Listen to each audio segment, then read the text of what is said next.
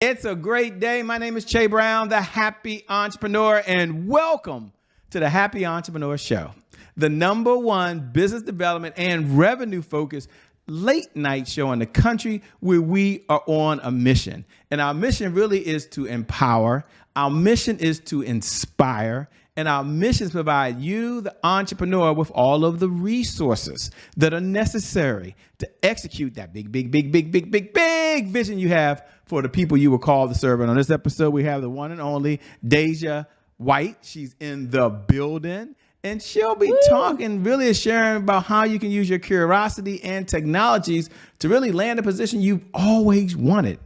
Interesting. What's going on, Deja? How you doing? I'm doing well. Thank you so much for having me. Well, I'm super excited to have you here. Thanks here for being with the audience. We appreciate that. And I might be curious, why are folks struggling these days to move up in their career? I think everyone that starts a job or has a 9 to 5, they certainly, many of them, I like to believe, have aspirations of moving up. What's holding people back from being able to really advance and get the dream job they've always wanted?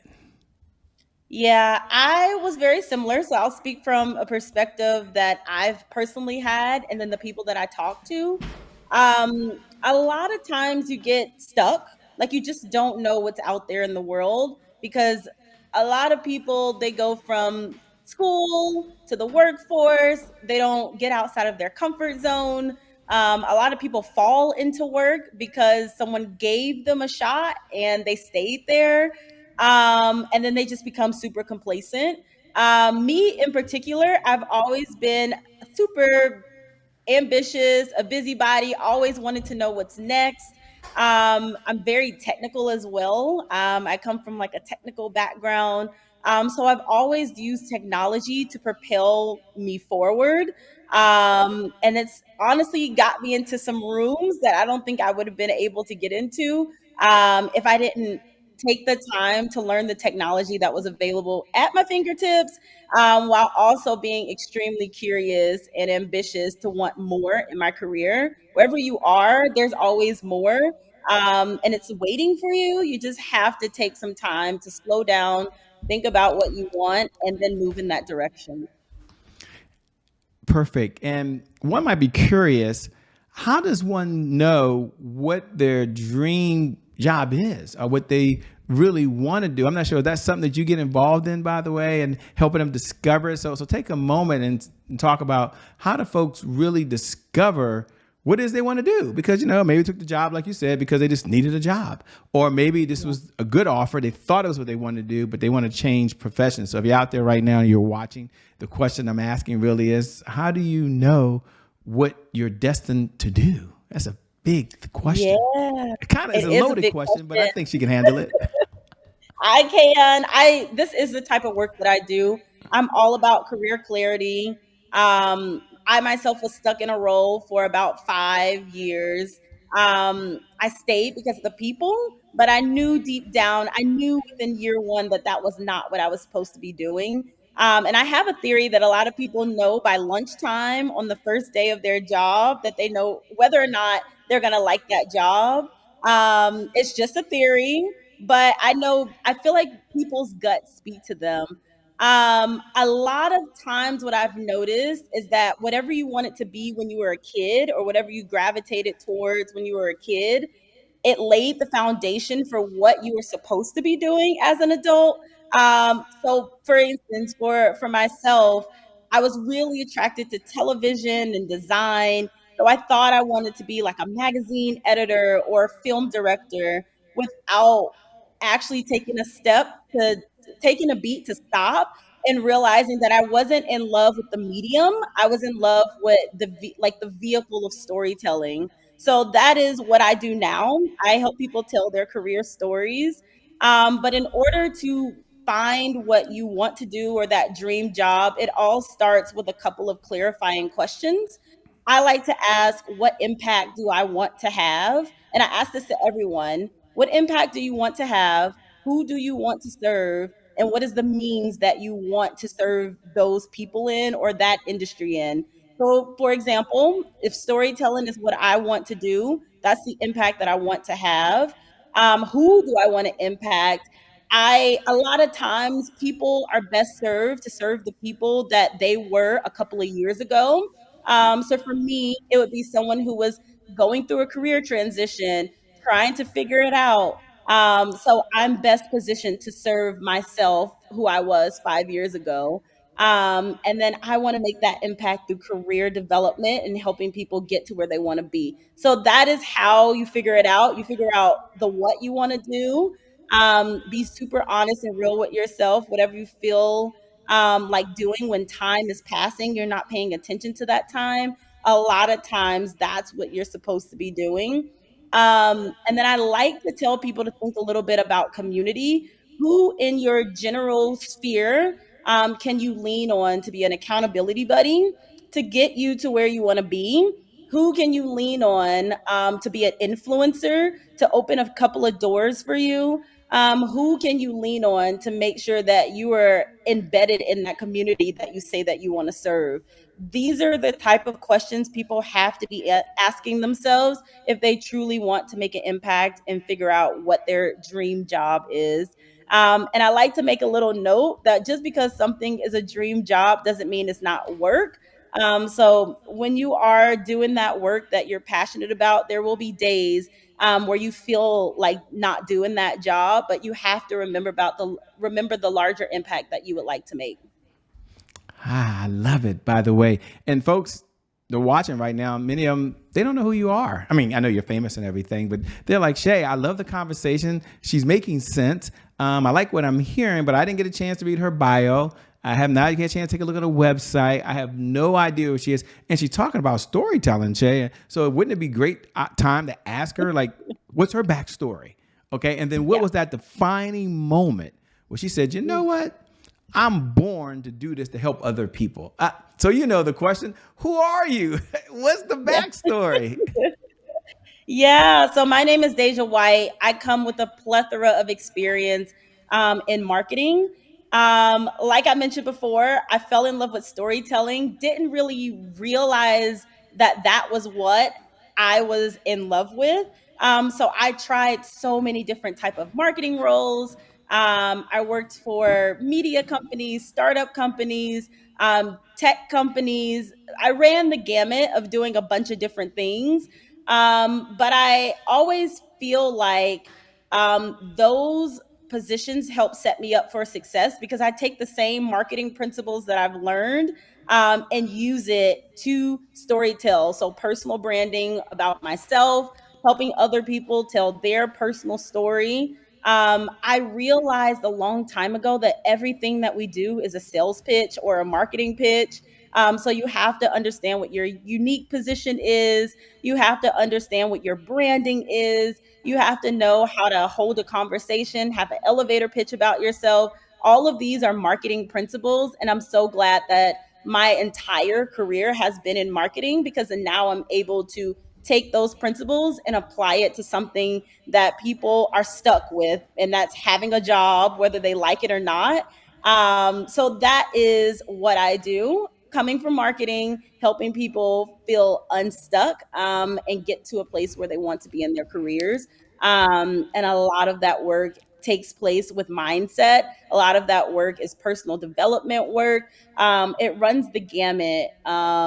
It's not one dimensional, and that's why I like it. I essentially treat people like a startup because a lot of times they're kind of fuzzy. They don't really know what their unique positioning is. They don't really know what makes them special. And I like to be the person to go in and help them think that through. So that's a little bit of what I do and why I do it.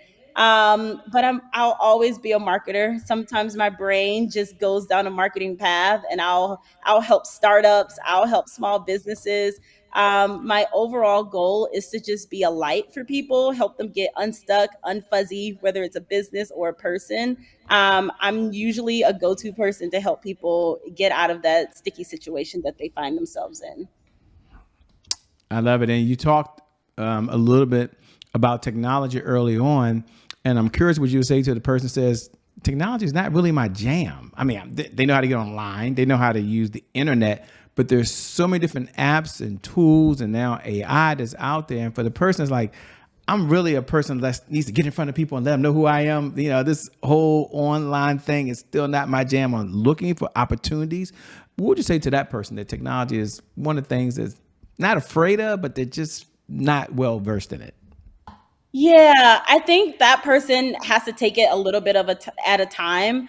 I always say that you have to find at least one vehicle that will get your voice out into the world, whether it's writing, whether it's going out and volunteering and showing your face, whether it's logging on to TikTok and just talking about things that you're passionate about.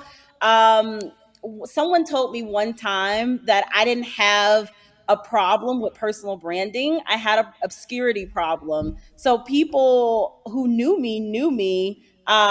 So I could use my social capital with the people that knew me to get into spaces and open doors. But people who didn't know me, they just didn't know me. So that had me thinking, if I have an obscurity issue, a lot of people have an obscurity issue. And I think the only one of the only ways to solve it at scale is to get invested in some piece of technology.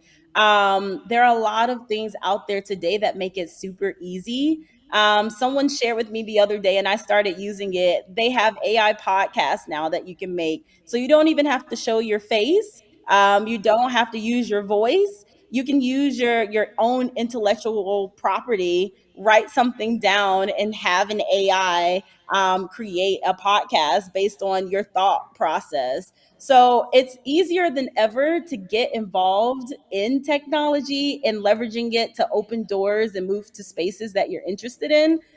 People just have to take the time and do a little bit of research. I'm a Google person, always Google things. If you're interested in something, just simply doing a Google search is a good way to get started. I'm also a chat GBT person. So simply making a chat GBT account and asking questions help me figure out what I'm good at. And then the tool will ask you to provide what you like to do, what your passions are, what you've done in the past. And then you can sit there with it for hours to help you nail down a pathway forward. So technology makes it easier than ever. People just have to use the tools that's at their fingertips. How do you move forward in the face of fear? A lot of what I'm hearing, some people call it expanding their comfort zone. Some folks say, wow, she's fearful, or maybe not fearful, she's uncomfortable, but she still takes action. Like, you don't have all the answers, but you still take action. Is that a gift, or is that a talent, or is that just something you just crazy? I'm joking. Ladies and gentlemen, don't send me an email. I'm not calling her names. That's not what I'm doing. But I'm curious, and I'd like to know your answer to, how do you take Yeah. action even when it's very uncomfortable? Yeah, I think I'm just wired that way. Talking to my parents, they'll say that I've always been like that. If I wanted to be an actor, I would bug them and say, "Take me to acting classes." If I wanted to be a director, I would bug them and say, "Let's figure out a way that I can start understanding how to use a camera." I've always just been a person. If I can dream it, I can see it into reality, and I always try to figure out a way to make my dreams or my vision a reality with the tools that I have in front of me. Um, One thing that I believe is that everyone has the resources that they need where they are. A lot of times they just feel stuck because they don't know how to put the pieces together. But everyone knows one person who can open up a door to get to where they want to be. Even if they're not well versed on technology today, there is something that they do know how to do, that they do better than anyone else.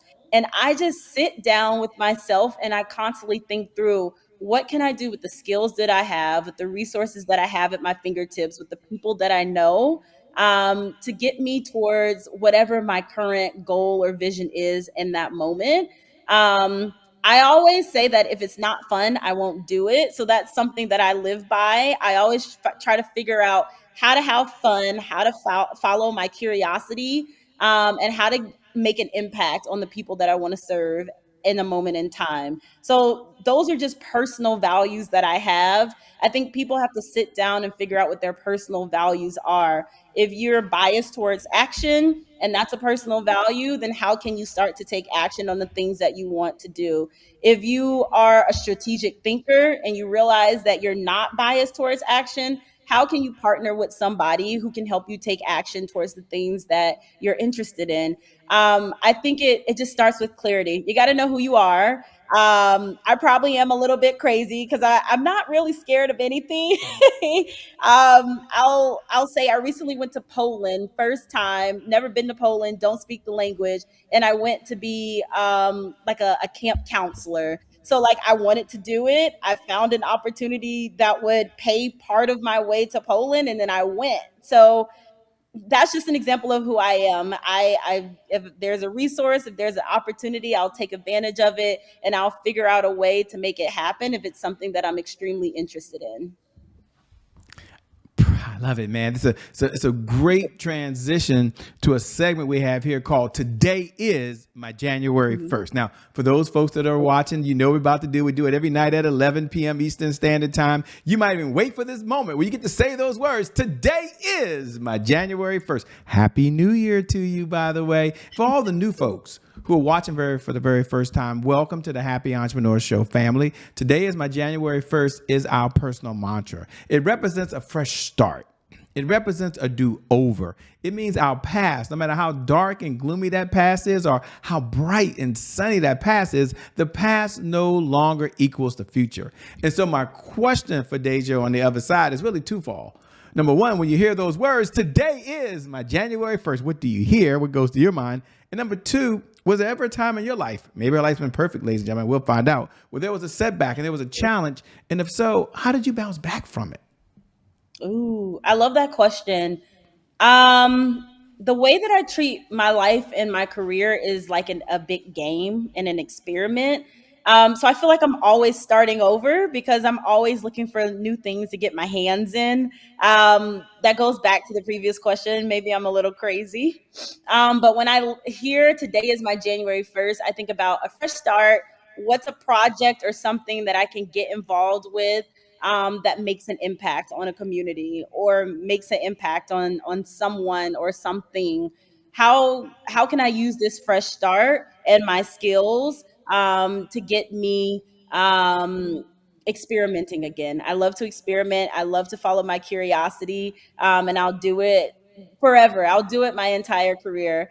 Um, a moment that shook up my world. I've been impacted by layoffs just like it seems like everyone today. Um and I feel like that was a defining moment. It was with a particular company that I worked extremely hard to be involved with. And then about a year later, they just had layoffs and they laid off a bunch of people back to back. And I was one of them. So it left me wondering what my purpose was. I was really, I was, unfortunately, a lot of people are like this. I was someone who tied my worth to the type of work I was producing. I thought that the work that I was producing for companies equaled impact, and it does. The work that you do for a company equals impact, but that's not the only way that you can make an impact in your life, in your community, on the world. And I feel like that was something that I had to learn and grapple with. And I think a lot of people might tie their identities to a work environment without them even realizing that they're doing it. So that's something else that I would consider. If someone is hearing today is my January 1st and you're feeling like you're tying your sense of purpose to your workplace or the work that you do, then maybe take a step back and figure out what you are doing at this moment in your life and how you can change that and wrap it up into something that you're passionate about, you find purpose in, and you want to make an impact with. Yeah, that's spot on. And I'm curious, as you were saying that, one of my favorite questions I get to ask when we have time, we have some time now, and is What's one of the best pieces of advice you've ever been given as you shared and was so authentic? And I like to share with the audience so they're aware when I actually come off the mountain with the 10 Commandments, okay? And you've probably had a lot of mentors in this journey of life so far. I'm sure you've read lots of books, and somebody's in technology and AI. You've been inundated with information. But if you had to reach back and say, one of the best pieces of advice I've ever been given is blank, what is it and why? I am gonna butcher this, but I believe a country artist said this, and one of my mentors sent it to me. Um, it said something along the lines of your passion and your ambition has to burn brighter than your complacency. And at the time, I was at the beginning of my career.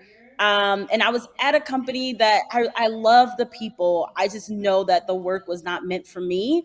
And he was basically saying, at some point you have to stop being complacent and you have to take action on the things that you want to do.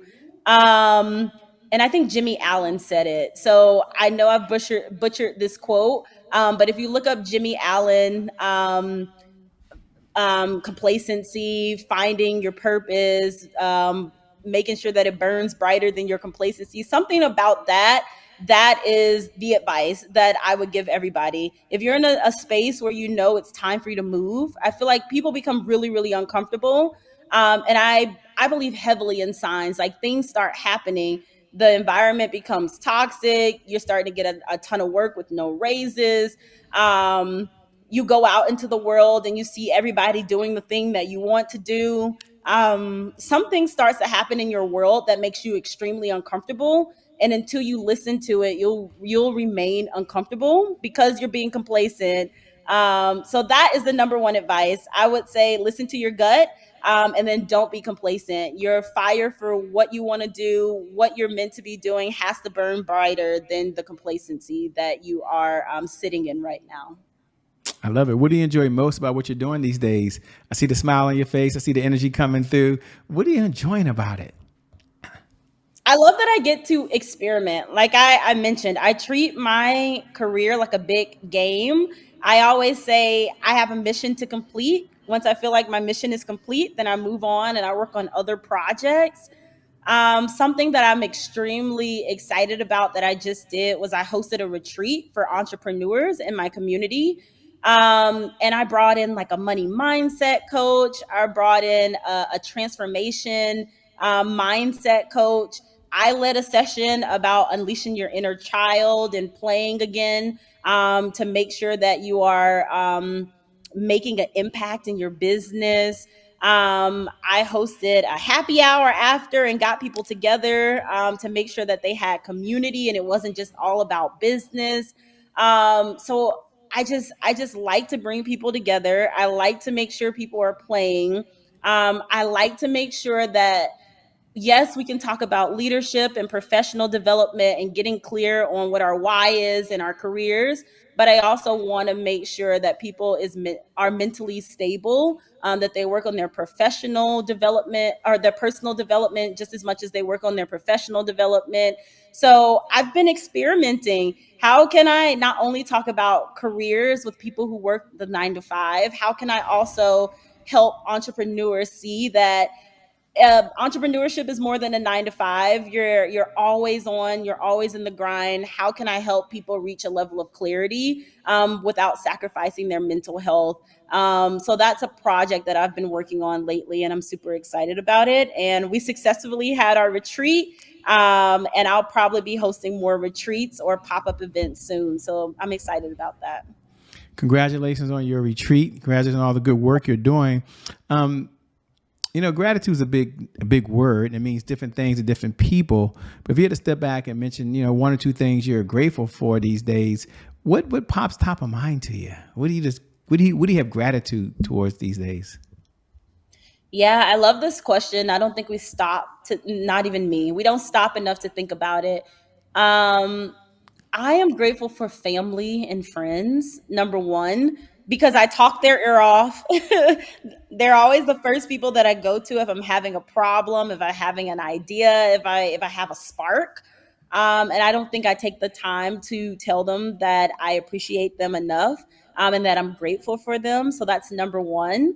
And then I'll say I'm grateful for life, health, and strength. A lot of people don't get to do what they want because they have to focus on their health, or they have to work on their mental health. There's just so much that basic needs that we need met before we can even think about making an impact on other people. So we have to take care of ourselves. So I'd say those two things: friends and family, and then grateful for my health.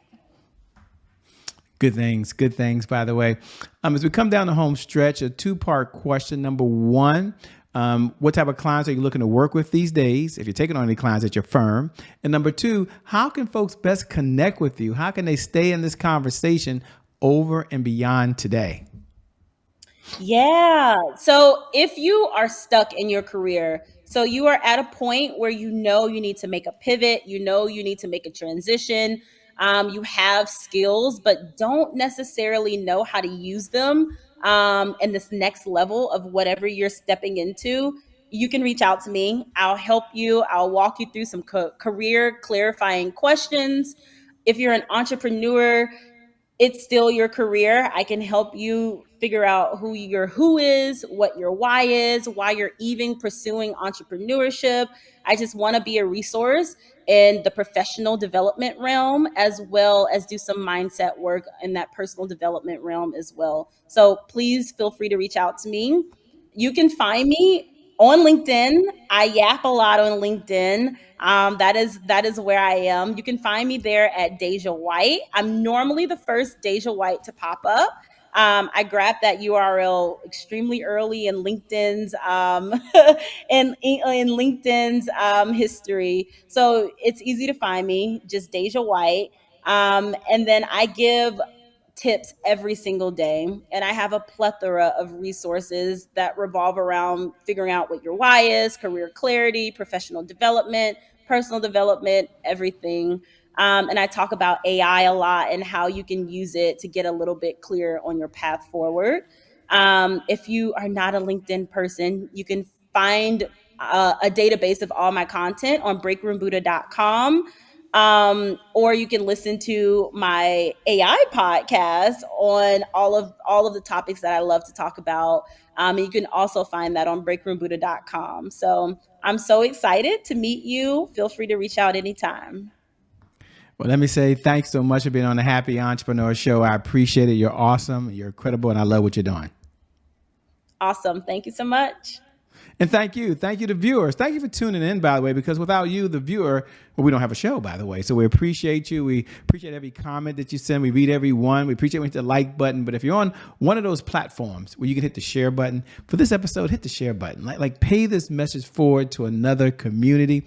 And I never get tired of reminding you every night at 11 p.m. Eastern Standard Time that you are a unique person. And there's no hyperbole here, by the way. There's no hokey dokey. You've got special DNA. You're incredible. You've got an amazing gift. And no matter what's going on in your life, whether you're doing really, really well and there's another level you're taking off to, or life may have hit you with the punch you never saw coming. One thing I do know is that today is your January 1st. And because of just that one reason, your best is still yet to come. Your best is yet to come. Your best is yet to come. With that being said, my name hasn't changed. It's still Che Brown, the Happy Entrepreneur. Make it a great day, everyone. And we'll make some good things how we connect again next time. God bless. See you later, Deja. We out here, everybody. Peace.